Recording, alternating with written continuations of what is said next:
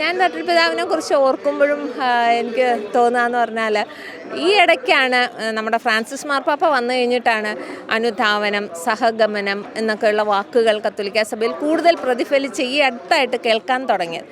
പക്ഷേ ഇതിനൊക്കെ എത്രയോ മുന്നേ ഞങ്ങൾ ഇതിൻ്റെ ഒരു നേരിട്ടുള്ള അനുഭവം അനുഭവിച്ചിട്ടുള്ളത് തട്ടിൽപിതാവിൽ നിന്ന്.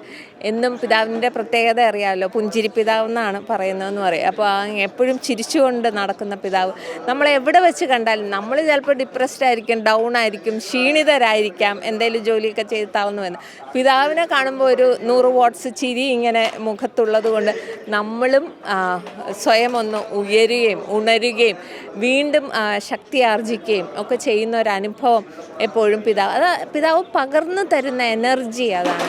പിതാവിൻ്റെ മുഖത്ത് നിന്ന് നമുക്ക് ലഭിക്കുന്ന ഒരു ദൈവാനുഭവം അതാണ്. വീണ്ടും ഉദ്ധിതരായി ആ പ്രത്യാശയോടുകൂടി ജീവിതത്തിൽ മുന്നോട്ട് പോകാൻ ആ ചിരിയിൽ നിന്ന് എപ്പോഴും നമുക്ക് കിട്ടാറുണ്ട്.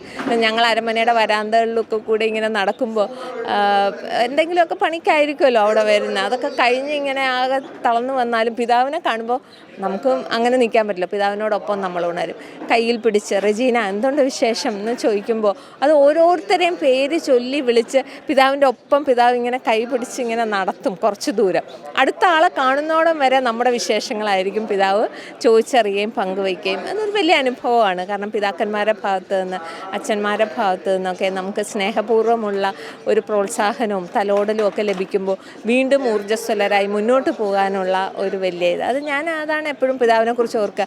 ഫ്രാൻസിസ് മാർപ്പാപ്പ ഇങ്ങനെ ഒപ്പം നടക്കണം എന്നൊക്കെ പറയുമ്പോൾ എത്രയോ മുന്നേ നടന്നു തുടങ്ങിയ ഒരു പിതാവാണ് അഭിവന്യ റാഫേൽ തട്ടിൽ പിതാവ്. പിതാവിന് ഈ അവസരത്തിൽ എല്ലാവിധ പ്രാർത്ഥനാ മംഗളങ്ങളും തൃശ്ശൂർ അതിരൂപതയുടെ പാസ്റ്ററൽ കൗൺസിലിൻ്റെ പേരിൽ ഞാൻ നേർന്നുകൊള്ളുന്നു.